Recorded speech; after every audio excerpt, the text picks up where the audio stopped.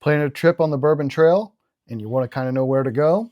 Well, here's our picks for the best tours and atmospheres and distilleries from Lexington through Bardstown and around the rest of. With one honorable mention. One honorable mention. Okay. After this, stay tuned. All right, our last video, part one of this, we talked about Louisville to kind of Frankfurt, Lawrenceburg, right? Because there's a lot of stuff between Louisville and Lawrenceburg. So it took up the whole video. So really, we're kind of doing the rest of the little trip of the Bourbon Trail outside of that Louisville to Frankfurt, Lawrenceburg area. So I'm going to start with Lexington because after you leave Lawrenceburg, the route I would take, and I have, like when I did the Bourbon Trail, once I left the Lawrenceburg, Frankfurt area, I headed down to Lexington. And in Lexington, there is a specific distillery, Old Pepper. Now, and it's not that kind of pepper. It's James E. Pepper Distillery.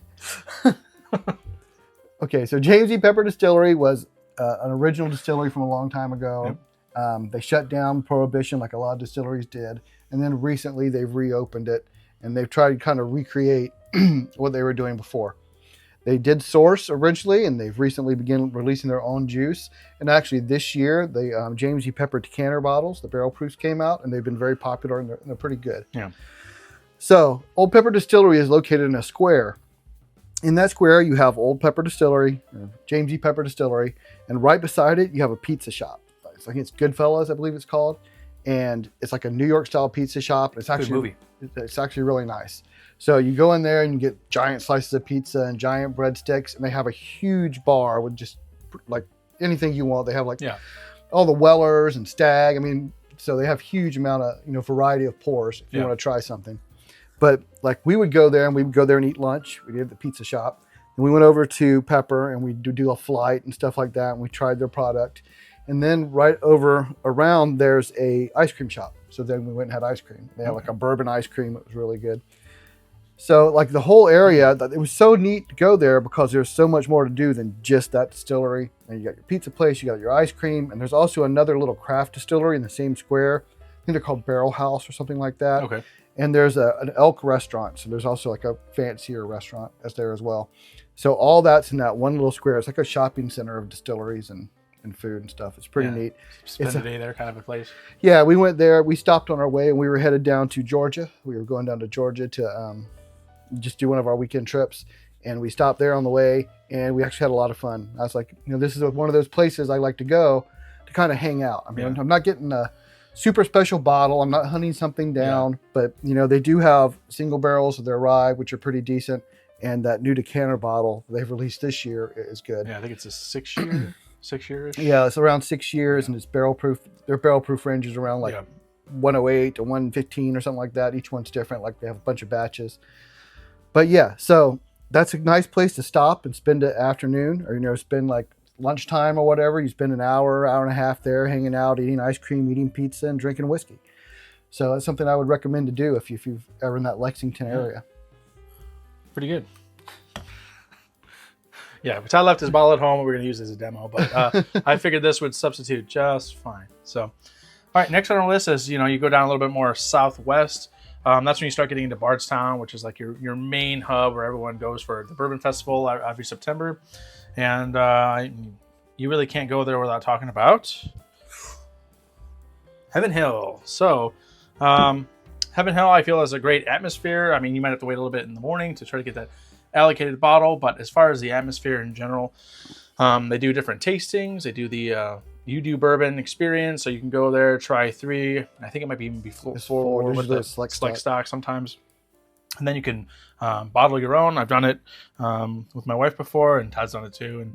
And it's a great time there. And then you can also go back in their tasting experience. You try 5 of their different expressions. Sometimes it'll be the old fits. It rotates.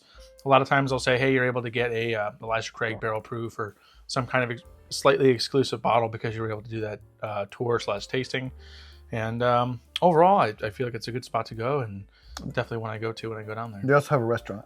Yes. So I've not eaten at the restaurant yet. Have you eaten at the restaurant? I have not. I've heard it's good. I haven't eaten at that one, but I've been told that it's good. Yeah, I heard they had like a new soft opening of their new one, or they renovated it, I think. Yeah, they made some changes recently. So looking forward to go next time I'm down there and see what it's like there. So, all right.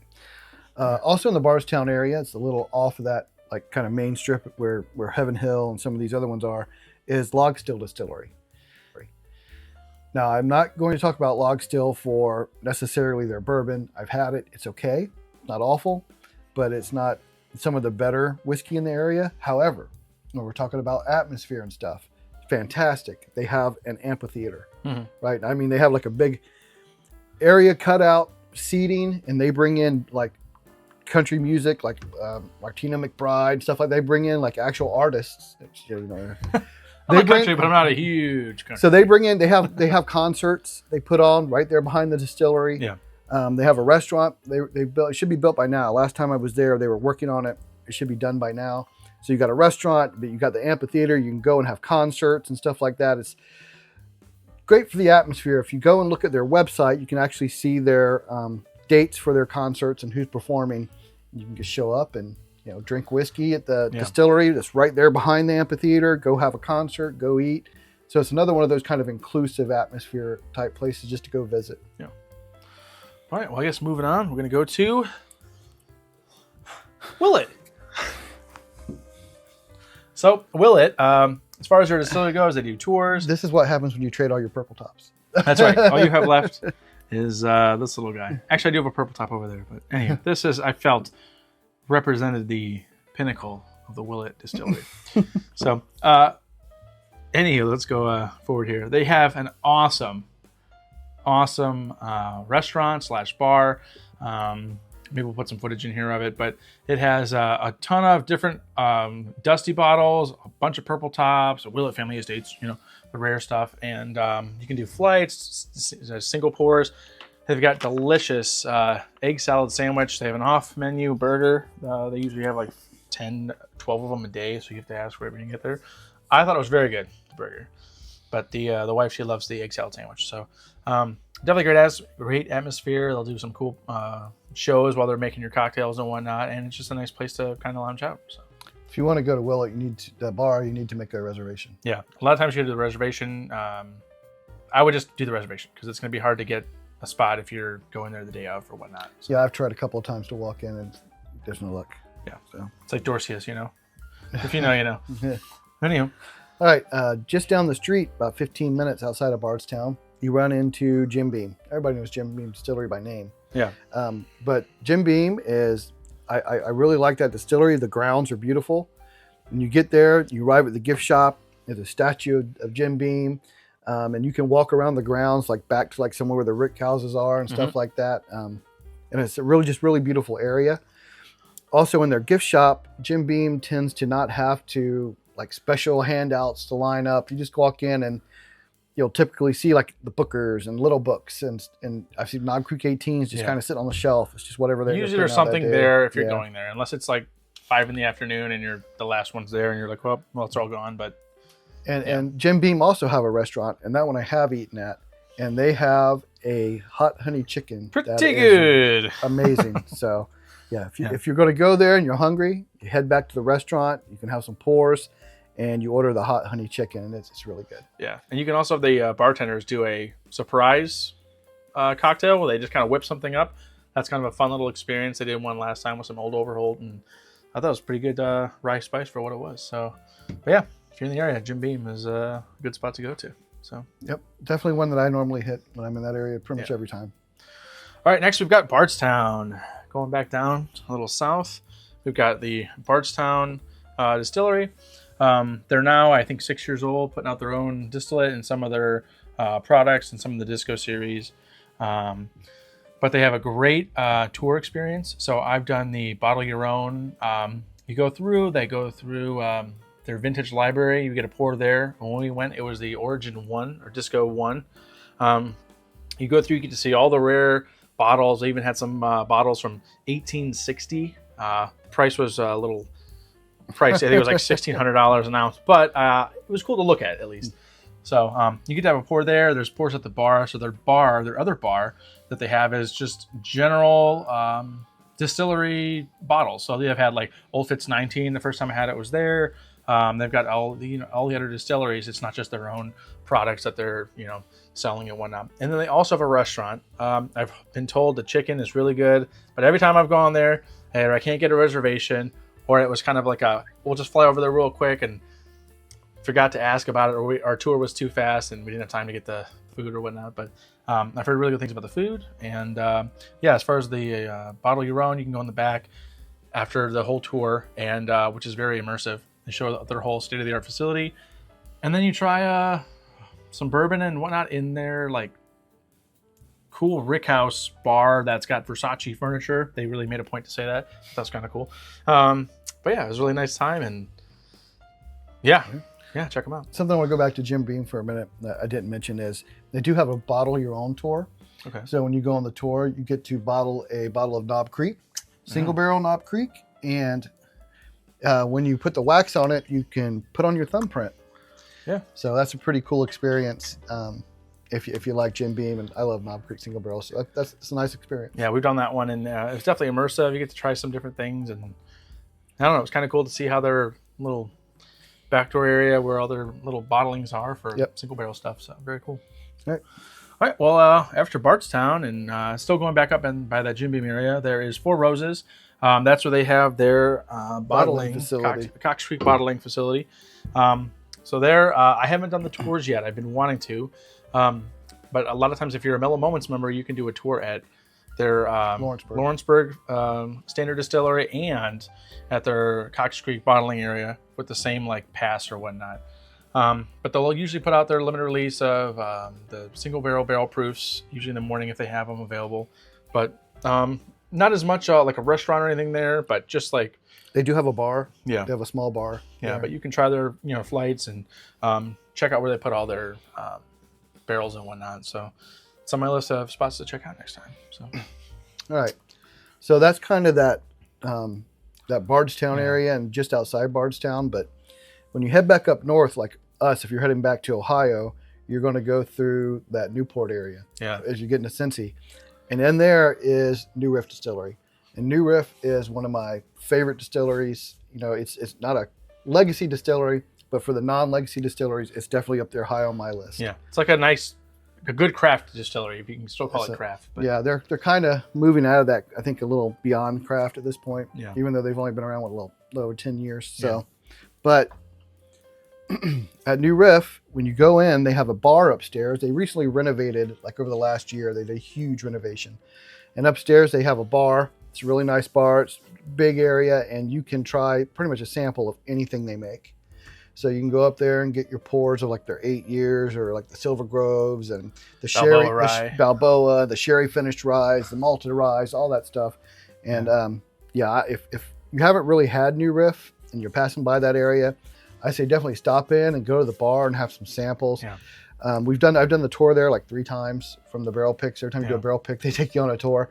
So it's a nice distillery. It's definitely a newer distillery. You can tell it's very just well built and nice inside, modernized. Yeah. They also have an engraving station, so you can go in there and you can pick like a single barrel bottle and they'll make an engraving on you and stuff for you and stuff like that. So, and then in the same parking lot, right next door is the Party Source. The Party Source. The Party Source. So it's a huge liquor store. So I always stop in at New Riff, see what they got for sale in their shop. If they have something new out and I want to try it first, I'll go upstairs and give it a try. Yeah. And when I'm done there, I just hop on over to Party Source and see what they got for sale. Yep. So it's a good stop along along that way. Part of Kentucky area. Yeah. All right. So yeah. A couple of other honorable mentions. I mean, we didn't really talk much about them, and because the experience is our experience is a little bit lesser. I have done all the distilleries. I've been to them, but I haven't done tours and stuff at all of them. But a couple I've been to that I liked that were a little out of the way as you head out into Western Kentucky, Casey Jones Distillery. So they make some bourbon and stuff, but they also like their moonshine. And my wife loves like the moonshine stuff, the kind of flavored moonshine. And we went there and they have a little tasting bar where you can go and you can just pick which ones you want to sample and they let you sample them. And they're like out on a farm. And so it's like a nice just area kind of out in the middle of nowhere. Yeah. And we loved it because they have like 4 distillery cats. They have cats all along the outside of the grounds as you're walking around and stuff. So Casey Johns was a pretty nice area to go. My daughter even loved it. She was with us when we visited, and they have this moonshine arita. It's like this mix they have to make moonshine arita. It's like to make a margarita with their moonshine instead of tequila. That's pretty good. So Green River is also that way out west. They're more an industrial distillery. Like instead of like a farm distillery, you're more in like an industrial buildings, industrial areas. Okay. But Green River is getting to be very popular, and you go there and they do have a tasting bar. So we went there and just like did tastings and stuff like that. And some of the other distilleries out there maybe aren't as memorable. Those are kind of the 2 that stuck out to me out west. But so I just wanted to mention those real quick. And other people might spend more time out there and know more about them. If you do, go ahead and make a comment. I mean, we haven't spent tours at every distillery. Yeah. As many as we've done, we just haven't done them all. Just haven't had that much time. So if you have any that you recommend, or any tours or spots, or your little gems or hole in the walls that you're like, definitely check out this place. Even if it's not exactly a distillery, but like a place by one that you can do a little bit of all day experience with or something like that. I think like next month when we do a Bourbon Trail video, I want to do like an off the trail, kind of the things we do that aren't the Bourbon Trail distilleries. Yeah. And we'll hit that subject later. Yeah. So. Okay. Until then, hope you enjoy your trip on the Bourbon Trail. Don't be afraid to hit us up with any questions you have. And remember, the best bourbon or whiskey. It's apparently the one you like most. See you next time.